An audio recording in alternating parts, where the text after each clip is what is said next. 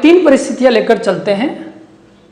माना कि कोई कोशिका आंशिक रूप से स्फीत है, यानी पार्शियली टर्जिड है।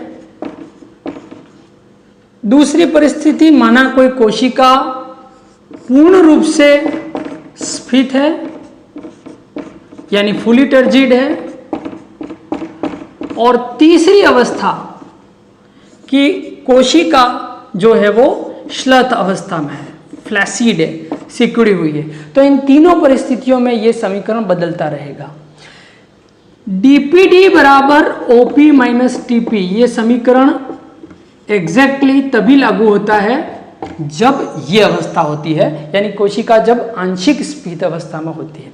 चलिए अब देखिए, जब कोशिका पूर्ण रूप से स्फीत होती है तब क्या होता है। देखिए, जब कोशिका पूर्ण रूप से फूली हुई हो तो क्या होता है कि अंदर से बाहर की ओर लगने वाला स्फीत दाब और बाहर से अंदर की ओर लगने वाला भित्ति दाब, इन दोनों का मान बराबर हो जाता है। यानी इस कंडीशन में परासरण दाब और भित्ति दाब दोनों का मान बराबर हो जाता है।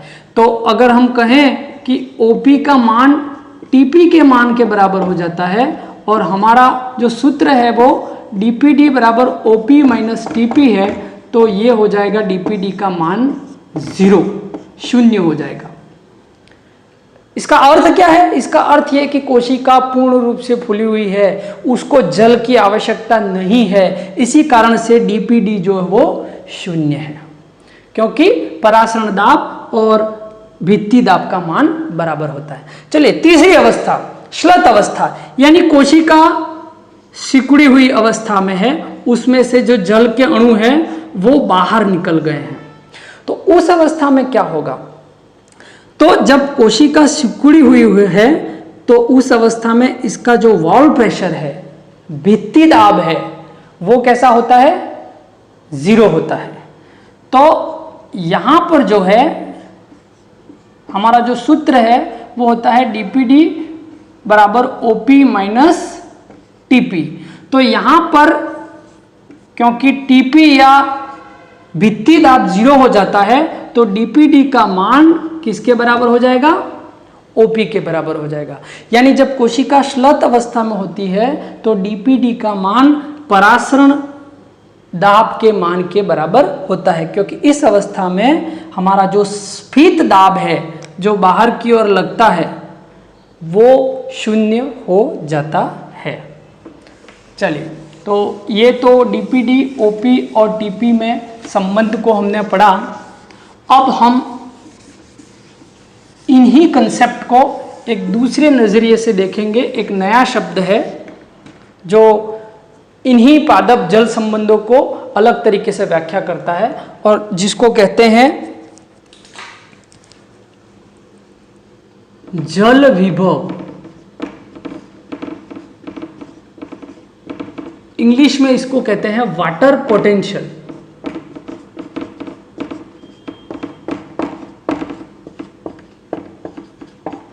अगर सरल शब्दों में कहें तो इसको शॉर्ट में कहें तो WP। चलिए, जल विभव क्या होता है? तो मान लो ये कोई विलायक है, शुद्ध जल है, और ये कोई विलयन है जिसमें जल के अणुओं के मध्य कुछ विलय के अणु भी मिले हुए, यानी ये विलयन है, ये विलायक है, शुद्ध विलायक, और ये विलयन है। चलिए, अब इस दोनों तंत्रों में आप जल के अणुओं की गति की कल्पना करिए। जो विलायक है उसमें जल के अणुओं की गति करने की क्षमता, या जिसको कहें फ्री एनर्जी, मुक्त ऊर्जा, वो सर्वाधिक होती है। क्यों? क्योंकि यहाँ पर शुद्ध जल के अणुओं के अलावा कुछ नहीं है। लेकिन जब विलयन की बात करें तो जल के अणुओं की गति बाधित हो जाती है, क्योंकि उसमें विलय के अणु भी मिले हुए हैं। तो इस अवस्था में क्या होता है कि इसकी मुक्त ऊर्जा कम हो जाती है। तो जल विभव क्या होता है कि किसी विलायक के और विलयन के मुक्त ऊर्जा में जो अंतर होता है उसको जल विभव कहते हैं। वाटर पोटेंशियल कहते हैं। और जो शुद्ध जल या विलायक होता है शुद्ध, उसका WP या वाटर पोटेंशियल हमेशा 0 होता है। तो हमने कहा कि विलायक से विलयन बनने पर जल विभव कम हो जाता है, इसका मतलब विलयन बनने पर वाटर पोटेंशियल या जल विभव कैसा होगा, ये और माइनस में चला जाएगा। हमने शुद्ध जल या विलायक के जल विभव को मानक माना है 0, तो अब इसका जल विभव कम होगा, यानी ये और माइनस में जाएगा। चलिए अब जल की गति किस तरह से होगी, तो हम जानते हैं कि जल की गति तो हमेशा विलायक से विलयन की ओर होती है, यानी यहां पर हम कहें तो उच्च जल विभव से निम्न जल विभव की ओर।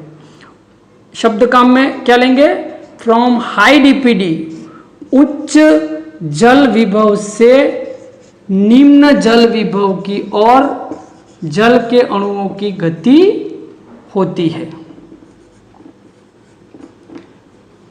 कंफ्यूजन न हो, इससे पहले हमने पढ़ा था DPD, जल के अणुओं की गति निम्न DPD से उच्च DPD की ओर होती है। जल के अणुओं की गति निम्न परासरण दाब से उच्च परासरण दाब की ओर होती है। लेकिन यहां पर शुद्ध जल की गति यहां पर जो जल विभव है वो ये कहता है कि जल के अणुओं की गति उच्च जल विभव से निम्न जल विभव की ओर होती है। अब यहां पर जो जल विभव है वाटर पोटेंशियल, उसको एक साई वर्ड से दर्शाया जाता है, साई W, ये संकेत है जल विभव का। तो इस जल विभव के कुछ घटक होते हैं, पहले हम इसका सूत्र देख लेते हैं। Psi W is equal to psi S plus psi P। तो यहां पर साई S जो है वो क्या है, ये है विलेय विभव। अब विलेय विभव क्या है, यानी ये किसी विलयन में विलेय के कणों की सांद्रता को दर्शाता है, यानी विलेय के कणों की सांद्रता जितनी अधिक होगी विलेय विभव उतना ही अधिक होगा।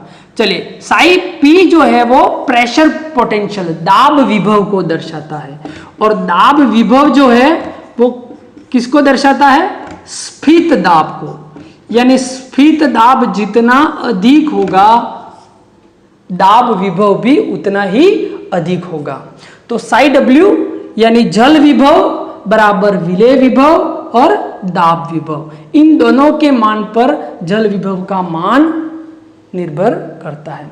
इसके अलावा कुछ और कारक भी होते हैं, जैसे साई G गुरुत्व के कारण जो जल विभव होता है, जैसे पानी की गति हमेशा गुरुत्व बल की दिशा में होती है, तो वो भी एक फैक्टर होता है। लेकिन प्लांट के केस में ये कारक नगण्य होता है, इसलिए हम इसको सूत्र में शामिल नहीं करते हैं। एक और फैक्टर होता है जिसको साई M कहते हैं, मैट्रिक्स विभव, यानी जल के अणुओं की गति जिस सतह से होकर होती है वो सतह भी जल के अणुओं से उसका संबंध कैसा है उस पर डिपेंड करता है। क्या वो अवरोध पैदा करता है या सहायता करता है जल के अणुओं की गति में, वो कारक भी होता है, लेकिन वो भी प्लांट के केस में नगण्य होता है। तो यहाँ पर हम सूत्र देते हैं जल विभव बराबर विलेय विभव और दाब विभव।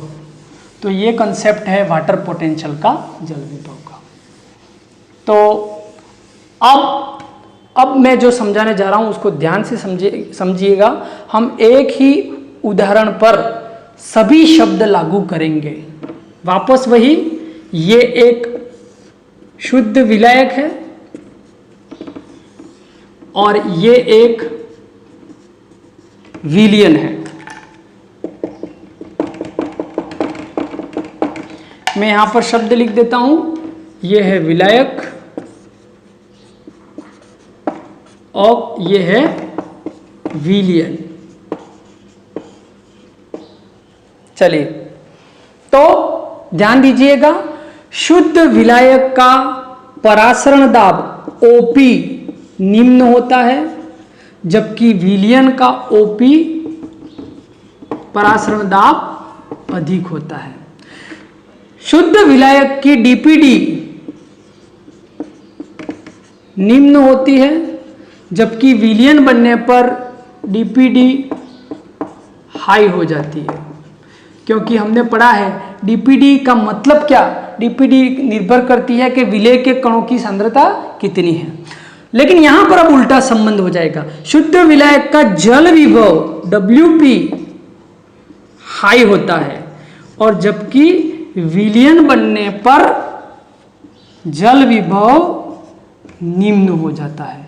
तो जल के कणों की गति कैसे होती है, from low OP to high OP, low DPD to high DPD, high WP to low WP।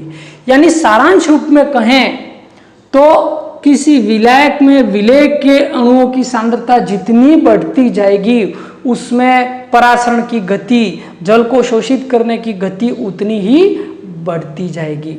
और यही तरीका है पादपों में जल के अवशोषण का। जड़ों की जो कोशिकाएं हैं जो मृदा में स्थित होती हैं वो लवणों का संग्रह करती है और अपने अंदर के विलयन की सांद्रता को बढ़ा देती है। इसीलिए जो बाहर मिट्टी में जो जल है वो भीतर की ओर प्रवेश करता है। आगे आप पढ़ोगे, जब आप फिजियोलॉजिकल एडेप्शन पढ़ोगे तो कुछ लवणीय भूमि के जो पादप हैं वो कुछ अधिक मात्रा में लवण का संग्रह करते हैं जल के अवशोषण की दर को बढ़ाने के लिए। तो आपको ये स्ट्रेटेजी ध्यान में होनी चाहिए क्योंकि इस पर कई सवाल भी बनते हैं। हम अगली कड़ी में इस पर आधारित सवाल को भी हल करेंगे। आज इतना ही, धन्यवाद।